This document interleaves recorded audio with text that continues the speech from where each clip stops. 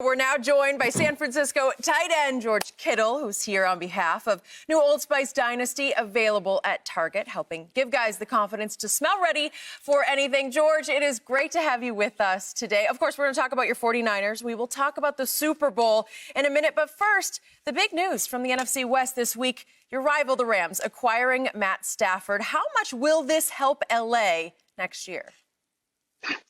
Thanks for having me on, guys. Really happy to be here. Matthew Stafford's a great quarterback.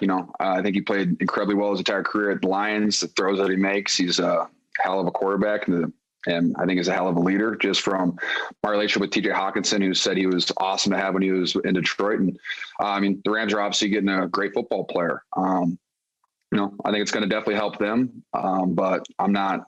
I think I'm very confident in our defense and the players that we have to, go up against that and compete with it every single, twice a year. So. It's an interesting trade, but it is what it is, and I'm just looking forward to playing more football.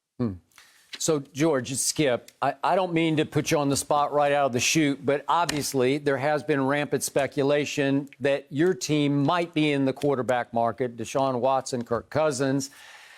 Realize how close you are with Jimmy Garoppolo, but do you feel like it's about time to fight Rams fire with fire and maybe think about upgrading at quarterback for your side? Skip, I think that is all it is. It's speculation. The 49ers aren't in the playoffs this year. And so let's just talk about the most controversial thing, which for the last 2 or 3 years has been the quarterback position of the 49ers. And that's what everyone wants to talk about. I think Jimmy G's a hell of a quarterback. I love playing with him. I think he's a great leader on and off the field. He gets guys in the positions they need to be to win. And, whenever he's given the opportunity, I think he plays at a really high level, especially when he's, not injured. Fighting fire with fire. I think my fire is Nick Bosa and Eric Armstead and Fred Warner. And I'm pretty confident in that. You mentioned ability is availability. And for the large part, George, he hasn't been available most of the time. You're playing with C.J. Beathard. You're playing with Nick Mullins. And if you're a top-notch quarterback, he needs to be on the field to give you guys the best chance to win and compete for those titles that you're looking for. No, 100%. Same goes for all of our players. We had kind of an unreal amount of injuries this year from, I got hurt in the first game. We lost 3 guys, 2 to ACLs in the second game. Obviously, the availability is the best ability. And when Jimmy's on the field, we're winning football games. And when he's not, we're not winning football games. And so, I think that speaks to, his level of play. But, you have to be healthy. And, I'm not going to hold it against a guy for, tearing an ACL and then a high ankle sprain where he got, a guy fell on him. But definitely, you got to be healthy. But when he is healthy, I'm very confident in all of his abilities. And I know that he's doing everything in his power to stay healthy, for us next year. You and I both played for the Shanahans. I played for Mike, Kyle's dad. You played for Kyle Shanahan.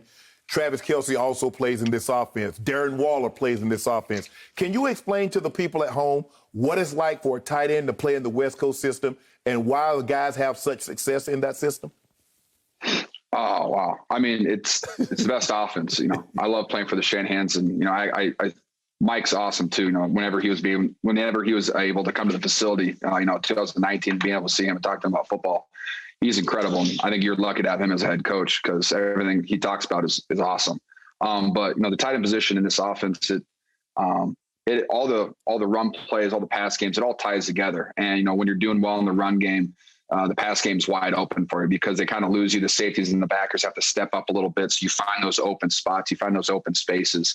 And then it gives you a lot of room to run. Obviously, the game that you broke, you had 214 yards in a game, you were just running wild all over the field. And, a lot of that's, concept and, but really just, it puts guys in positions to succeed. So, when you put a talented tight end in it, it just allows them to play at an incredibly high level. So it's a very tight end friendly offense.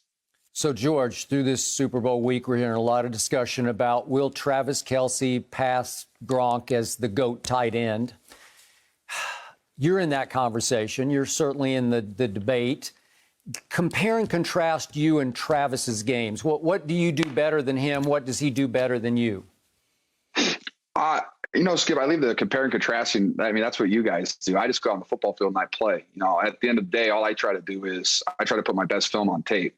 I try to go out there, play at the highest level because, the eye in the sky doesn't lie. And if, my colleagues around the NFL respect me and, they like the way I play the game, that's all that really matters for me. And I get that everyone wants to compare and contrast, but, the comparison's kind of the thief of joy. And I just enjoy, going out there and playing football. And I love watching Travis Kelce play. And, the level he's playing at this year from, breaking the all-time receiving the single season record to averaging like 100 yards a game the last 10 weeks, it seems like, he's just playing at an incredibly high level and an offense that's rolling right now. And it's really fun to see that. So like I said, I mean, you can compare and contrast.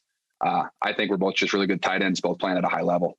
What do you see between Gronk? Gronk's a little older than you, but what do you see? I mean, between Gronk and Travis, because this is going to be the matchup, and it could play a very, very important role. We know Travis Kelce is going to get his targets. Gronk doesn't get as many targets as he once did in New England, but when you least expect it, he can break the game open. 100%. I think, Gronk is all growing up, or especially high school, college, all you saw was Gronk playing at the highest level, in playoffs and Super Bowls.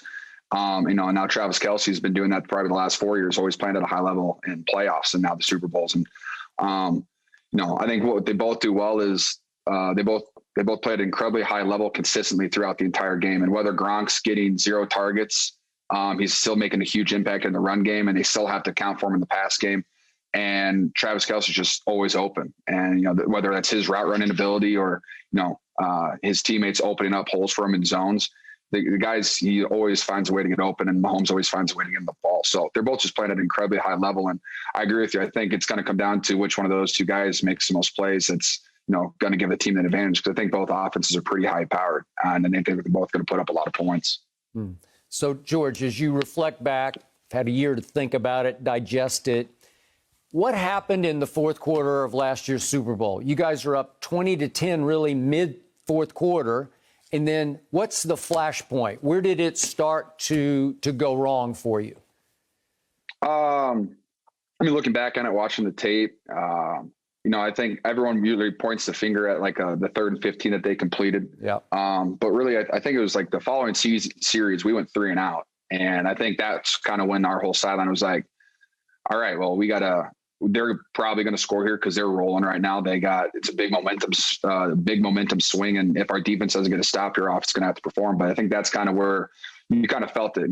I was incredibly confident the entire game going into the game. I was confident, but momentum's a hell of a thing. And when you got that, kind of everything, the ball falls your way, everything goes your way. And definitely going 3 and out after they scored a touchdown, you can't really do that and expect to win a Super Bowl. No. I remember that pass interference that they called. I think it was in the first half of the ball game that really turned the momentum, because you picked up 20, 30 yards on that play and they called you for PI. Do you think it was PI?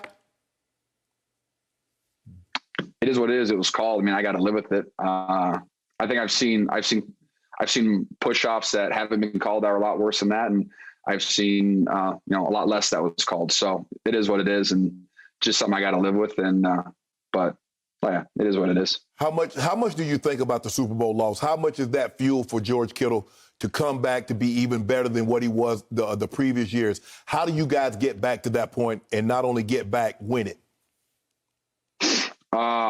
It is motivation to an extent. It's not something that I think about every single day, because I think if I still thought about it every single day, that'd be kind of unhealthy.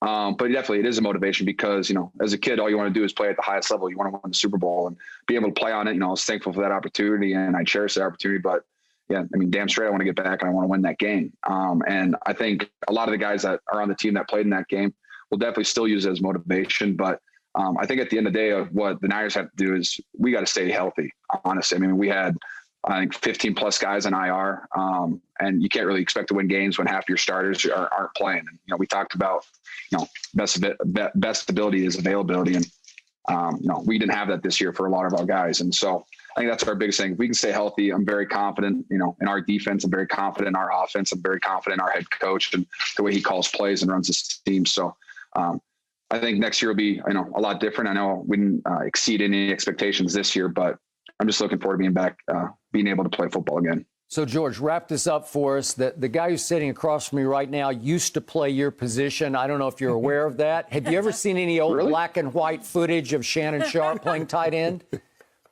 I'm pretty sure all they had back then was photographs. Still shots. No, are you kidding me? I mean, watching Shannon Sharpe play tight end, it's awesome because, I mean, we still get film of him. Like, I still get that pulled up in some of my meetings sometimes, just finding space, running through people and outrunning people. And it's just, the competitive nature, you really see that just jump off the film, and that's what I love with, Coach Shannon. He always talks about, his favorite thing is the silent tape. And when you watch Shannon Sharpe's silent tape, you can feel his energy coming off. And that's an incredible thing to watch when you're a football player. That's so Good answer. interesting. Appreciate it, bro. Yeah. Oh, love it. George, quickly before you go, who you got for the Super Bowl? Who do I have for the Super Bowl? See, this is like the hardest one I think ever, because the Chiefs they're an incredible football team. Their defense is, their swagger right now that they're playing with, and their offensive weapons.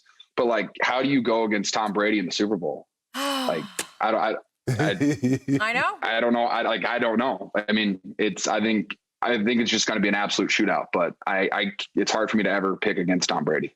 Oh, I think Skip's I gonna agree like with that. I think it's going to be a shootout also. All right.